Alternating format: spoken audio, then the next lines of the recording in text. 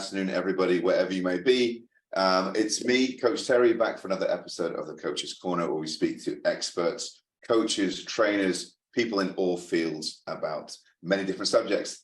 Today, I'm honored to have Sarah Fraser joining me from the UK. Sarah is a leadership coach, IFC mentor, and workshop facilitator. She was recently awarded her Master Certified Coach certification, which is MCC, she's nearly at 3,000 hours of coaching. She was awarded that last year. She's been a coach for 13 years, and as well as serving coaches directly, she also mentors coaches looking to gain the ICF credentials. I will have Sarah's contact details at the end of the video. And prior to that, in her 13-year career, she was in marketing and branding, working in the UK, Netherlands, USA, and Australia. So Sarah, welcome, and thank you for being here with us. Thank you very much for having me, Terry. Delighted to be here. You're very welcome. So Sarah, let's just jump straight into it. What inspired you to become, well, you're a master coach now, but what inspired you to become a coach, then onto a master coach, and what motivates you to continue coaching others? So 3 questions there. Let's see. So I stacked them, I know.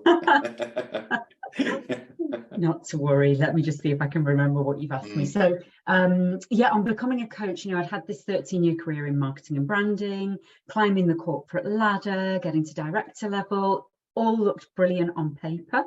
But at a certain point in time, my heart just wasn't in it anymore. Right. And I just, looking ahead, couldn't imagine myself continuing with that particular career choice.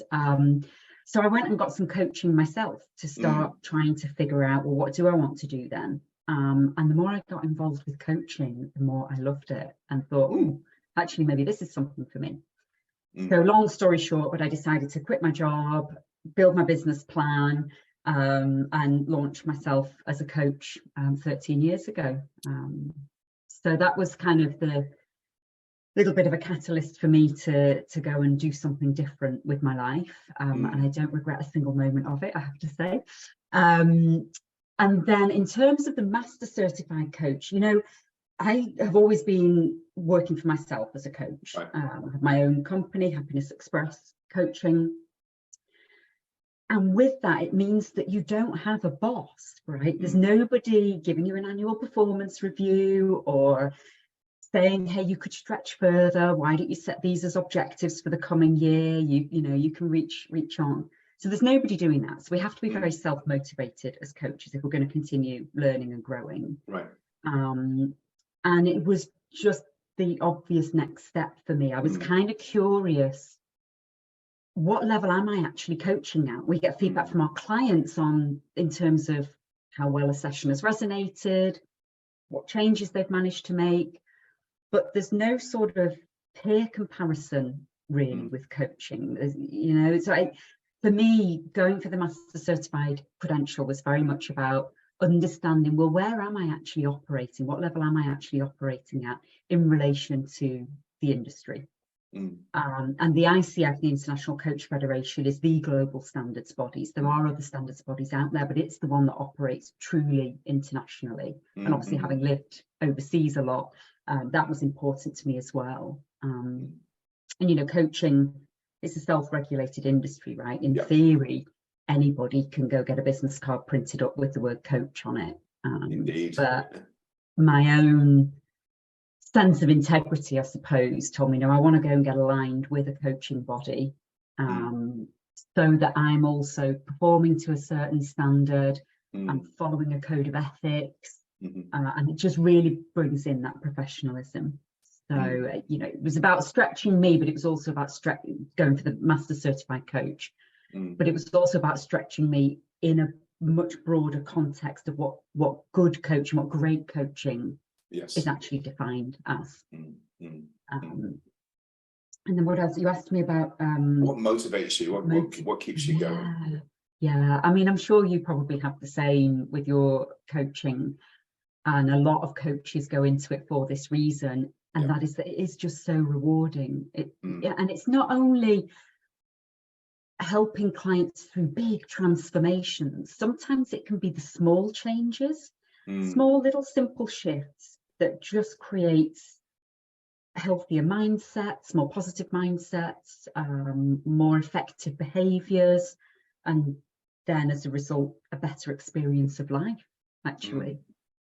So being a part of that, I mean, I just feel absolutely honoured to work with clients day in, day out, helping them be the best version of themselves. Yeah. And that's wonderful, Sarah. I agree with you completely there. It's rewarding to see the changes, or to work with someone for the breakthroughs, and that's what keeps me going as well. I mean, coaching's it's a difficult business to be in, as in the business part of it. Many coaches don't realize that it is a business, but the business side apart, when you are working with clients, whether you have 10 clients or 100 clients, just the small shifts, the big shifts, the big changes, I find just amazing for me. Yeah, absolutely. It's it's the gift that keeps on giving. Indeed. So coaching for quite some time, you're at the master level.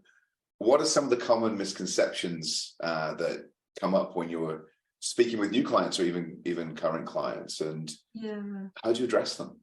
That's a good question.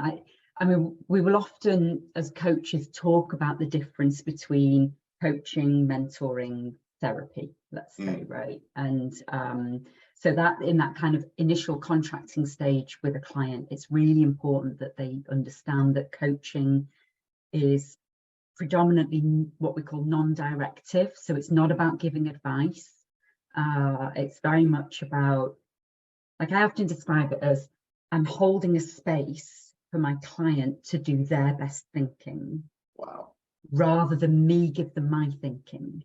You know, it's very, whereas with mentoring, you would give some of your thinking, right? You normally, if you have a mentor, it's somebody who's more experienced than you, more seasoned professional, let's say, and they give you some suggestions. Oh, hey, you know, I tried this, maybe that could work for you. Or so it's very different from mentoring in that sense. There's never any advice given.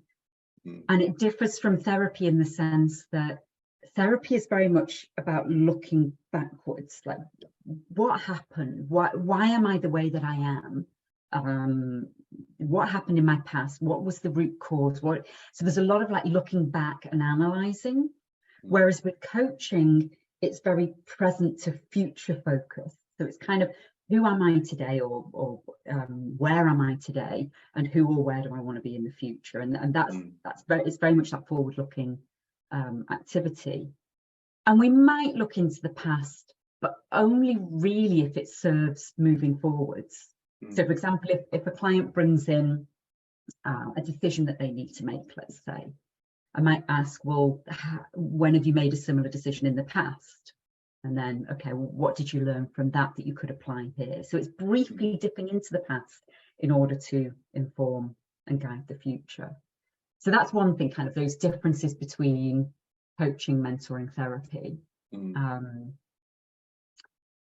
then I think, often people will still ask me for like, well, but what do you think? You know, and especially if somebody's really stuck, I get it, right? They come in and they just want somebody to say, here's what you need to do, and it'll all be fixed. But coaching, you know, what worked for me or for another client might not necessarily work for the person that I'm with in that particular moment, you know. So it's about kind of understanding that person, helping them understand themselves so that they can tap into their own expertise about themselves to find the right solution for them. And also there's a motivational benefit to that, in that typically if a person comes up with their own solution, they're already pretty much bought into it, right? So there's more likelihood that they're going to follow through as well. I'm just trying to think if there are other misconceptions. I suppose I have had some clients that have come in kind of thinking that they're just going to work at that surface level, right? That I just need to make a really good to-do list. I need to make action lists, and I just want this space to be able to do that. Well, chances are they could probably do that without a coach. And so where the real change happens is often that level deeper, where we're looking at mindsets and emotions and values and deeply held beliefs. And when you're working at that level, then you can start to make some real fundamental shifts, because if you make it at that deeper level, it'll affect everything above anyway in a positive way. So sometimes it's kind of, and that can be a bit confronting for I do it in a very warm, nurturing way, but you know, it can be quite hard sometimes to be vulnerable and talk about your feelings, and yeah, but that's where the change happens. That's where the real big change can happen. And it's the power of coaching. It is. Yeah. Wow, that's a really, really great insight, Sarah. So sort of going on from that, and if you can, is there any sort of particularly challenging experience that you could share with us, and how did you overcome that to help the client achieve their goals? Well, I mean, every client is different, so it's not a kind of one size fits all. Like if you're presented with this issue, these are the coaching questions to ask. It's never like that. You know, as coaches, we hone our craft over the years to be able to flow with what the client's bringing. But I do remember, so I had this one particular client, and if there are any coaches watching this, this will probably resonate with you, because I think we've all had clients like this, where the client would fill every silence. You know, I would ask a question and it would be immediately answered promptly, like a good girl, like answering that question for teacher kind of thing. Right. And you know, a lot of the time, you will know this as well, being a coach, there's a real power in silence, and that having that reflective space, that time to really think things through. And she was just, this one particular client, she was so used to working at pace, right, needing to have the answer. She was senior in her field, so it's about having the answer quickly and moving on. And I tried all sorts of things to just slow her down. You know, I tried slowing my own voice level down. I tried inviting her to sit and think for a few moments, and none of it worked. She would still, it became a bit like a like coaching tennis. I would ask her a question and she would immediately respond back. So I kind of, oh, what am I going to do here? And eventually we got into a session. I thought, you know, I'm just going to reflect back to her what I've noticed coming up in our dynamic. And I shared that with her. I shared the observation that she seems to have an answer for everything. She seems to fill the silence quickly and not really take that time to pause and reflect. And I just asked her what was going on with that. Like, what was that for her? And did she recognize that? Was this something that she knew about? And it was the first time in our coaching engagement where she had actually paused and thought about it, about something that I'd asked her. And what she realized was that actually she'd been like this for many, many years. It wasn't only in a work or a professional capacity that she filled the silence, had the answers, was ready to go. She did it in her personal life as well, and her social life. And she recognized that everything was planned, everything was controlled by her. She had progressed in her career because she'd had quick answers to questions. And we looked at what that was costing her, and what the benefits were as well. I mean, she was obviously very senior in her career, and she's a highly effective person. But it was costing her a lot of stress, because she was having to be the planner for everything, both at home as well as at work, control everything. And it was in a way preventing her from establishing a deeper connection with people. Because she was never vulnerable. She was never stumped for an answer. You know, she always had something that she could respond back on, and you know, that probably, I'm not saying my client wasn't human, because of course she was, but it's hard to get close to somebody who just has the answer for everything, right? So she took away, I remember 3 of the experiments that she tried. The first one was she decided that she would let her husband plan the weekend. So she would normally plan everything. She let her husband plan the weekend. We came back, we met the following week. She said, it was okay, it was hard, I had to hold myself back, but it was okay. And then I think the school holidays were coming up or something, and she said, actually, I'm not going to overplan it. I'm going to ask my husband what he would like to do with us as a family, you know, what he thinks we should do as a family. And so she let go of the reins a little bit there as well. And then, of course, the next step was to try this out in work. And she had a number of experiments in work, actually. I think she invited her team to, well, she was asking them to contribute to the weekly agenda, the team meeting agenda. But what she started doing was she started rotating the responsibility of chair. So she would have one of her team members organise, pulling together the agenda, managing the flow of the meeting, and she just took a back seat and she rotated that across her team, which of course built a huge amount of connection and trust with the team. It meant she didn't have as much to do because she could leave it over to them, and she really got to practice this ability to let go. Wow. But yeah, Real so breakthrough. I mean, that was a very long answer to your question, but that was a big one because it was tough, and it was fairly late. So it's fairly recent, you know. So I've been coaching for probably about 10 years or so. And I was still really stuck. Like, how am I going to get? We're not going anywhere. We're just, you know, playing coaching tennis here. Yeah. So I mean, it's really great insight, Sarah, because not as extreme as that. I've had similar things, and one thing about coaching, you know, I've been in sales and marketing for a long time in my career, and we spoke fast and we wanted to get things done, and especially the way the world is now, it's just everything is on, and particularly here where we are in China, we have WeChat and everything is like, it's instant. And coaching and training really helped me to slow down and realize the power of silence as well when I'm training, when I'm talking with clients, or just talking in general, and giving people the space to speak, and that the power in that silence is immense. Yeah, it is. It's where magic can happen, right? But if your client is so used to boom, boom, boom in sales, or in this case, you're a very senior executive, that you've got to find a way to create that space and that sense of reflection and inward focus in order that you can have more outer impact, I suppose. So yeah, I think it will resonate. I would imagine would resonate with a lot of coaches out there. Yeah, I think I agree. I agree with you. So in your career, you've worked in the UK, the Netherlands, USA, and Australia, very different cultures.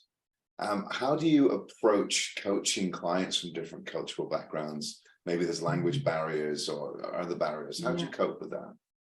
Yeah, it's a good question, and I love working internationally. I think I did a count recently, and I've coached people from at least 45 different nationalities. Wow. And I love that. I love the richness and the diversity of meeting with different people. And do I always get the cultural sensitivities right? No, probably not. But I do my best and try to just be transparent and open. And, you know, if I don't land, if something isn't landing, I just stay curious and ask what's going on for the client. Yeah, so I think it's important to be open. I think it's important to be vulnerable. It's okay to make mistakes here and there. I very recently actually had a Japanese client who in the session he started contradicting what he'd just previously been saying. And I thought, oh, you know, kind of want to flag that back to him, or, you know, just share that back in service of him, but share that back with him. But in the back of my mind somewhere, there was this whole kind of learning that I had around Asian cultures and this importance of not showing somebody up, saving face. And it's sitting in the back of my mind, and I acknowledge it's a generalization.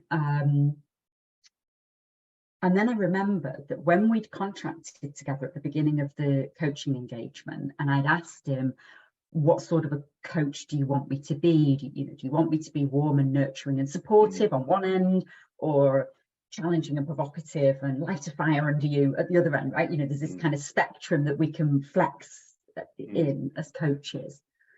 And he said, actually, I want you to challenge me. I need to be challenged. And so in that moment, I don't know, fortunately, I remembered that. And so I did, and I reflected that back to him. And it unlocked a whole new level of what was really going on for him. And So it's, you know, it's one thing to kind of know those generalizations about a culture, but we work with individuals, and that contracting piece at the beginning is so important.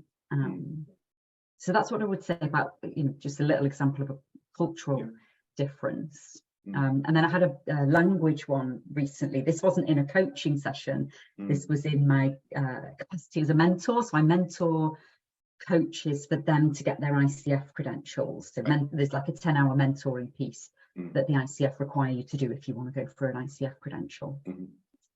And part of that's done in a group setting, and then you have some one-to-one sessions as well. And I was mentoring this coach, and we were listening to a recording of her coaching somebody, and I was giving feedback on her coaching. She was a native English speaker, so English was her first language, and she was coaching somebody who wasn't a native English speaker. And at one point, she beautifully asked the question, so what makes that important to you? It was a beautiful question as a coach. And the coachee looked at her a little bit confused and said, do you mean why is it important? And, you know, as coaches, we are often taught to avoid the why question, you know, because it can make people be a bit defensive and can have a little layer of judgment in there that we're judging in some way. So we're always taught, trying to ask, you know, what makes this important rather than why is this important, right? So she'd totally done like the right thing as a coach. But of course, it just confused the client because it was just a bit of a convoluted form of English, right? And actually in that instance, it might have been more impactful if she'd have just simplified her language and gone ahead and used the why word. So again, it's down to the individuals, I think. And that's really, really good insight, Sarah. Particularly the more globalized we become, a lot of coaching is done online now. We do have coaches from all over the world, and many of us live in different countries, and we're coaching people even within that country that could be from various different countries too. So it's really important, and as a cross-cultural trainer on the other side of what I do, it's really important to be aware of the nuances, but as you said, not to generalize. And also, I like what you said about maybe not being so convoluted in the way you're asking the question, because it's about asking the right question powerfully so that the coachee can understand it. Obviously, they can interpret the question how they want to, but I think we need to focus on asking it in the right way. And simplicity is key, and your client interpreting the question is brilliant. That's absolutely what you want them to do. And if they interpret the question in a way that wasn't quite what you meant or intended, who cares? It's their space to do their thinking, right? So and it might unlock something that, you know, we as coaches might not necessarily have thought of going down that avenue, but it unlocks something for them. So so Sarah, everything's happening nowadays. So AI is all over the place, new technologies, new practices, new coaching skills. How do you, as a master coach, how do you keep up with these trends, and what do you think the future is? And can you even keep up with the trends? That's the bigger question. I think it's like it's all happening so fast, isn't it? And you know, I mean, I do my best on the whole tech side of things. It's important, and you know, one of the platforms that I coach via is Silicon Valley based, and is at the forefront of a lot of kind of the AI based coaching trends. So that's helpful to be. Yes, I'm a solo coach in the sense of my own business, but I partner up with these larger coaching organizations in order to be part of that bigger community and part of being at the forefront of what's going on, essentially. So that's important, I think. I love learning, so you know, lots of podcasts and webinars and training courses. I actually keep Fridays free. I've been doing this for about 5 years now, where I don't take meetings on a Friday, and I use it as my growth and learning day. So I'll read a coaching related book, or I'll attend a training course, or whatever it might be. So that's really helpful to just have that dedicated time every week for learning. And then I have to say the mentor coaching that I do, excuse me, it just keeps me sharp. You know, I'm having to think of well, what would have been a more effective, excuse me,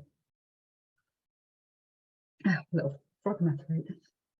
What would have been a more effective question there, perhaps, or what would have been more impactful if the coach would have done this or that.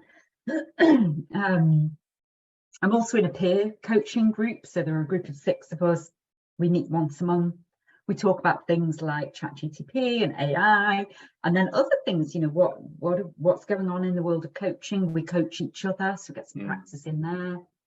I might try out a new tool, or so it's a real mixture, I suppose. There's like some desk learning that I do, but then also being interacting and being with people as well. And in terms of where things are going to go, I would like to say that there will continue to be a role for human coaches moving forwards. But I think it's important to embrace what technology can do for us as well. And it, you know, at this point in time, there's a lot that data can provide us with from a coaching perspective.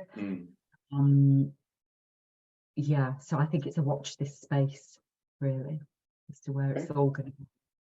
I really love what you said about putting aside a day for your learning, because as coaches, we guide our coachees to self-growth and self-improvement, and often we're our own worst coaches. We can't coach ourselves, and it's really powerful. If anybody that's watching, you know, we don't have a time to read a book a day and do all these things that the hustle culture tells you to do, but finding time for yourself to actually go into your own space and learn, and whether it's learning a new technology, whether it's just reading, whether it's listening to podcasts, there's so much power in that. And I make time myself throughout the day, not usually a specific day of the week, but I really make time for my own learning and development as well. It's so important. And another thing I think for coaches as well is to get a supervisor.